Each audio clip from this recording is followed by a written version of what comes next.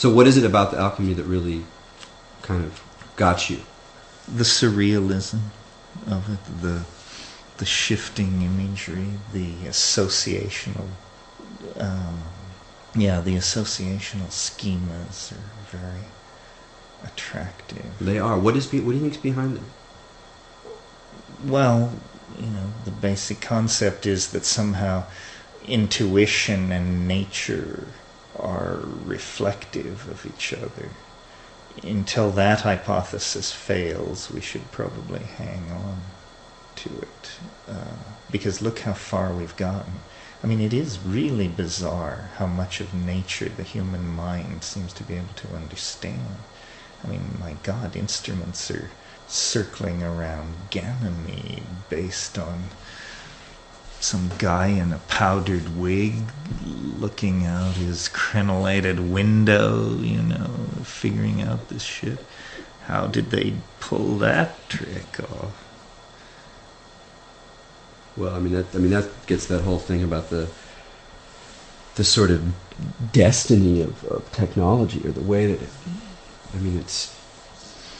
Yeah, it's like a white cane, and you're just feeling forward into the universe, what is it all leading toward? How do you, in your own head, have come to, let's say, reconcile those two sides? The side that's mystical or fascinated by these questions of the soul, or the things that are beyond reason, and the intuition, and the way that you relate to reason, at least as it's it sort of expressed through a certain kind of skepticism and a certain kind of love of science. Well, I still believe what the angel told Descartes, which is, nature is understood through the coordination of measurement and proportion. So really, nature is the study of proportion and the making of measurement. And there doesn't seem to be any problem in any... We have very powerful instruments for taking measurements, and very powerful instruments now for modeling and constraining the data, and we're making progress. I think, in terms of stuff like the internet, human longevity, recovery of energy sources, and all this sort of thing, that humanity is probably in great shape for the next 100 years, if anybody gives a shit. But that kind of time scale. So you're not as sort of overwhelmed with a kind of dystopian scenario, which is obviously an easy thing to do when contemplating the future? Yeah, I think that dystopian in the sense of losing control of primary processes inside civilization, and so having like disease, fascism, economic breakdown, problems like that. Yeah. No, I'm pretty high faith in systemic. Do you see the internet as being both? Is that more of a hopeful direction, or can you see it also exacerbating the problem? No, I think it's more of a hopeful direction. The happy story I like to tell myself about the internet is someone in some tiny village up in Ontario or in Kenya or in Brazil somewhere who gets next to the internet and realizes, I can get out of this preposterous scene by simply, if I'm ambitious, if I just unleash my own ambition and the educational power of this, then I can go to the large city and conquer, go to the capital and export myself to somewhere else. And I assume this is happening because, you meet in the third world incredibly ambitious people who only by their circumstance are confined. Well, if you rearrange their circumstance, so if they want a degree in electrical engineering, all they have to do is be online night after night after night, that's pretty exciting. So how do you see that changing the kind of the cultural matrix or the emerging global culture?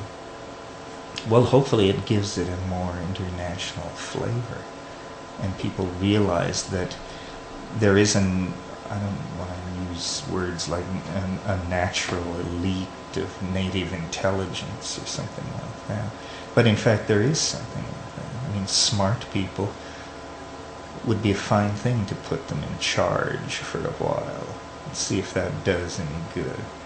I mean, they're taking charge where the money is, but that's not a very deep value. What if they took charge where the power and the actual the morphogenetic intent was coming from? The design process. This is what But do you see that happening? I mean, are you? I mean, if that's sort of your vision, you must be a little concerned about the evident power of money and pure greed to largely drive development, rather than design principles with an eye towards the future and social equity and ecological improvement. Yes, except to some degree, except that it is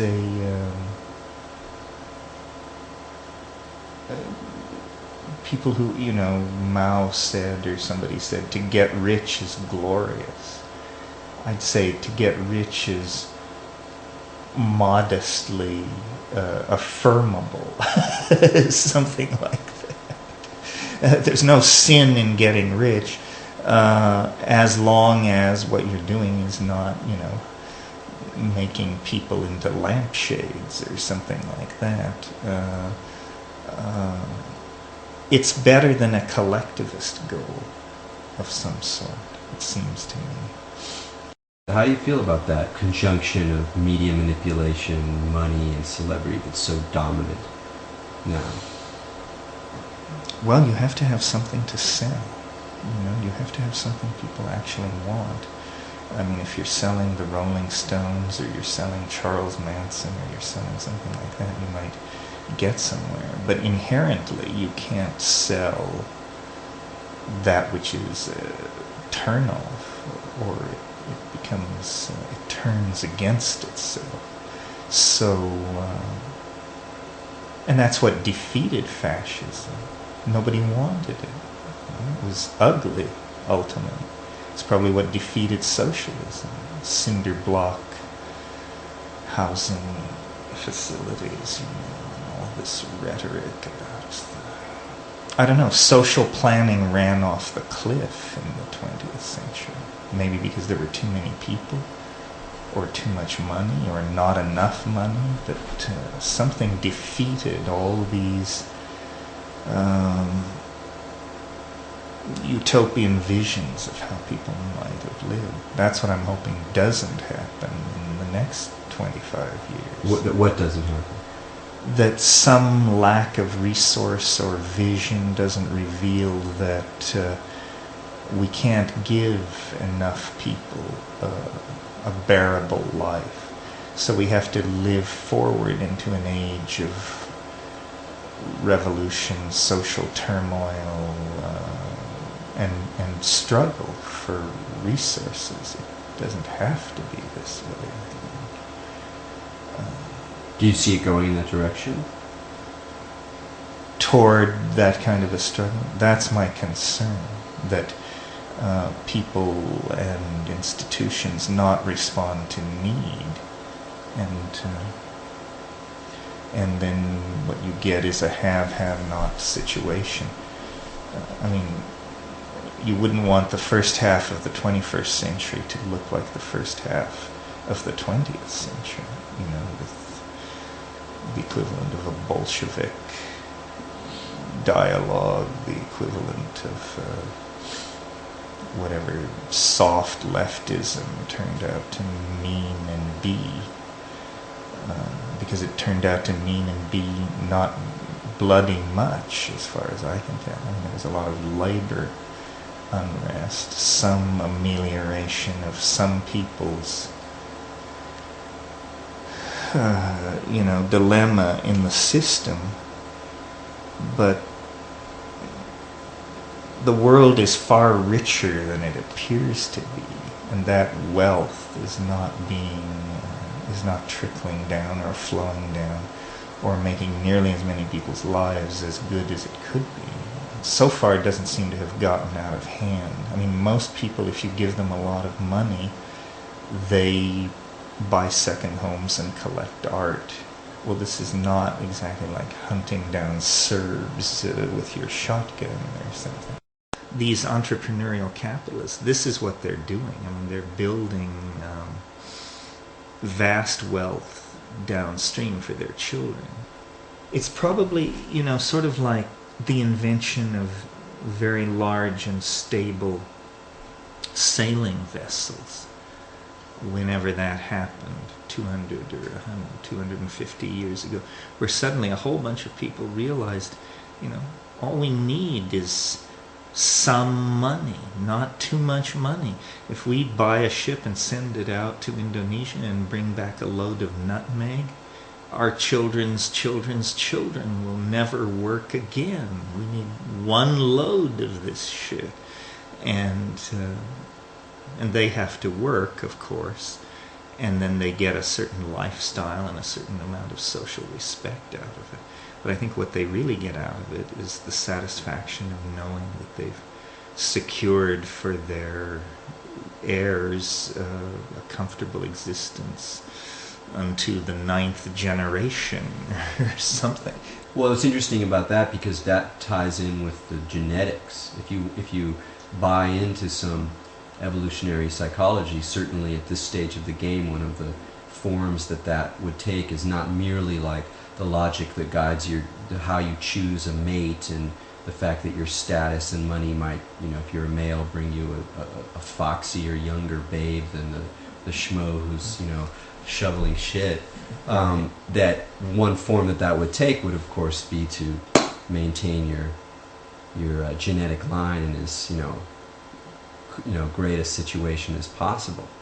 Well, and now people understand that this is what your genetic line is about, that to cope or to be in a Darwinian position of competition in this society means to have money, and not a little, not sufficient, but plenty, so that when you need to arrive and be met by Rolls-Royce limousines or whatever, that it's not an issue, and this all comes down. But do you see that there's also kind of madness to that?